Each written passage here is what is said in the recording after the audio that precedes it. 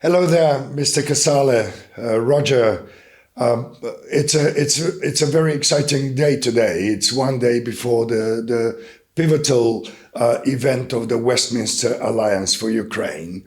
So this particular short video is aiming to explain everything our audience needs to know about this event. The event is under the title Towards an Effective European Defense Strategy for Ukraine, Making the Coalition of the Willing a Reality.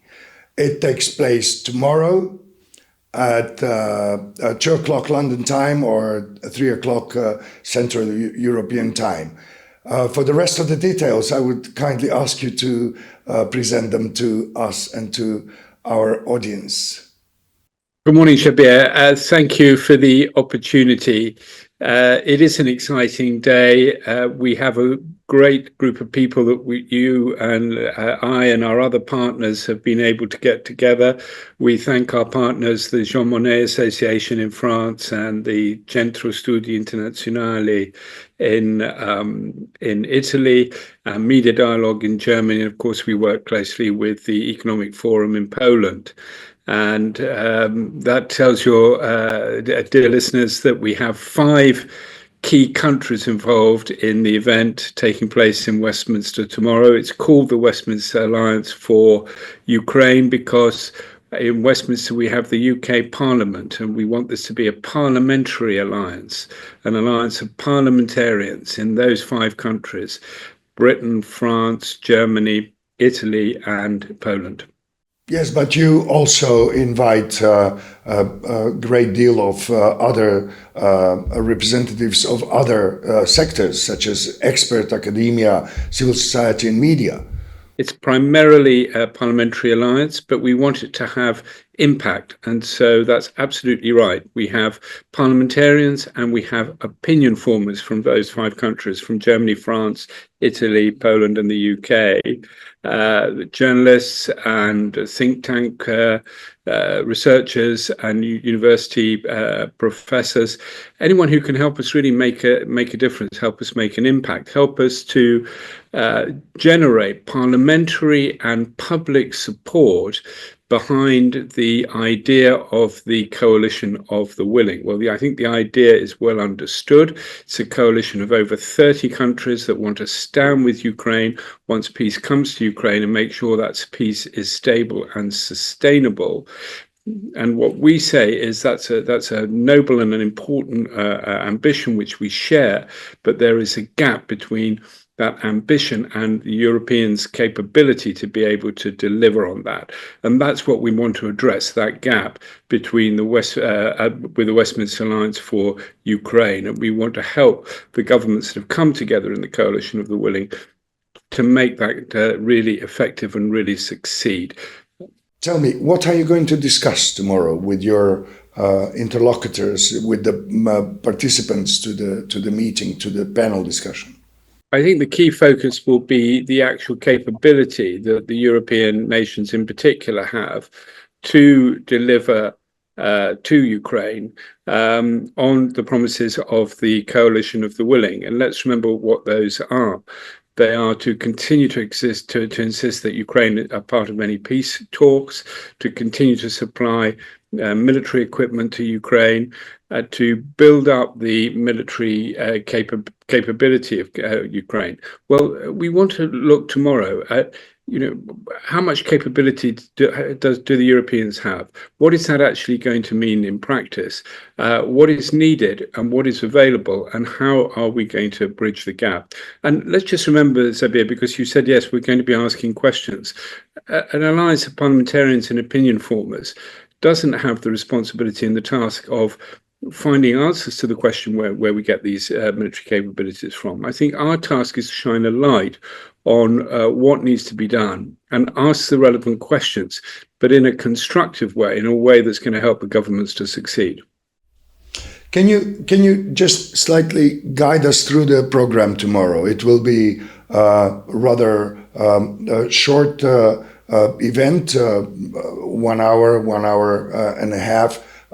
How will it look? I mean, you will have people who are going to be present in person in the House of Commons in Westminster, and then you will also have people who will join in online. Yes, we will have 8 people with us in a room at the House of Commons, a small room that we've been able to book, and we'll have 8 people with us, including the MP who is sponsoring the event, who's called Alex Sobel MP. He's the Labour MP for Leeds, and he is a great friend of Ukraine. And in fact, he's the chair of the parliamentary group on Ukraine in the UK Parliament, and he's also the government's trade envoy to Ukraine. And he will be our first keynote speaker. And he will then be followed by a Conservative member of Parliament, a member of the House of Lords, Lord Arbuthnot, James Arbuthnot. And Lord Arbuthnot was an MP for many years, and in fact a Conservative minister, a Conservative Defence Minister, and also the chair of the Select Committee on Defence in the House of Commons. And he is very experienced in defence matters and in parliamentary matters, and also has government experience, and is a Conservative. So we have somebody from the Labour Party, and we have somebody from the Conservative Party speaking, 2 British speakers to start us off. And then we will go to Olivier Vedrine, who is the director of the Jean Monnet Association, and again, somebody who is an expert on defence matters, who has actually lived for many years in Kyiv and was a TV presenter. He's French, he had his own TV show in Kyiv, and was also the editor of the Russian Monitor that was looking at defence capabilities of Russia for many years. So he's really got a great deal of experience and expertise. But he's now director of the Jean Monnet Association just outside Paris, and he will speak next. And then we will take speakers from our other partner organizations, from the Centro Studi Internazionale, and we will hear from Media Dialogue, our German partner, and then we will take some contributions online as well, and come back to the room then for Ola Daniluk, who is a journalist working on the front line in Ukraine, editor-in-chief of an organization that's reporting from the front line in Ukraine. We want to hear from her, what she makes of what she's heard so far. And we will also hear from Lena Kush, who's also a journalist, very senior journalist. In fact, she's the secretary of the National Union of Journalists, the national secretary, and she'll be speaking to us directly from Kyiv. And so we go backwards and forwards with contributions in the room and from outside the room. We want this conversation, as you said earlier, to be not just between parliamentarians, but we also need to hear from people from Ukraine, we need to hear from NATO, we need to hear from the EU as well. So we'll be starting a conversation, Shabir, tomorrow, which then will continue over the next period, which could be certainly the next 12 months, possibly the next 2 to 3 years. Let's remember, we don't have peace yet in Ukraine, and what we're focused on is when peace does come, how to secure that peace, how to make sure that it's sustainable. Right, and that's very impressive, both the lineup for tomorrow's event, but also for the goals that you have set in the Westminster Alliance for Ukraine program. Furthermore, in the tomorrow's event, according to my information, we will also have time to take some questions. I hope we'll have some time to take some questions from the audience and also from the online attendees in the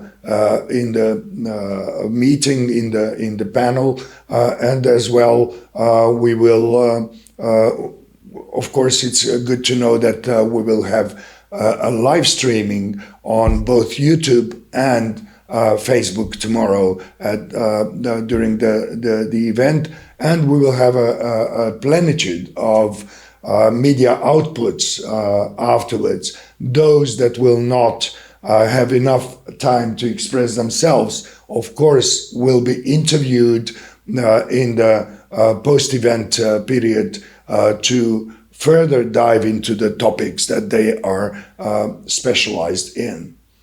And thank you for mentioning that this will be live streamed on Facebook and on YouTube. And just let me say to your Facebook and YouTube audience how important they are if the success towards the success of the Westminster Alliance for Ukraine.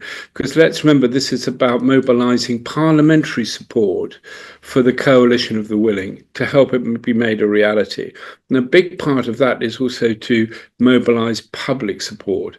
So please, if you are looking at home, don't watch this in a passive way. Watch it in an active way. Think about the contribution that I can make, that you can make, that we can make together, that is going to give a secure and stable peace in the long term, sustainable to Ukraine, and allow the new Ukraine to emerge from this period of violence and darkness and come out of that. And we need to stay with Ukraine. We need to stay committed for the long term.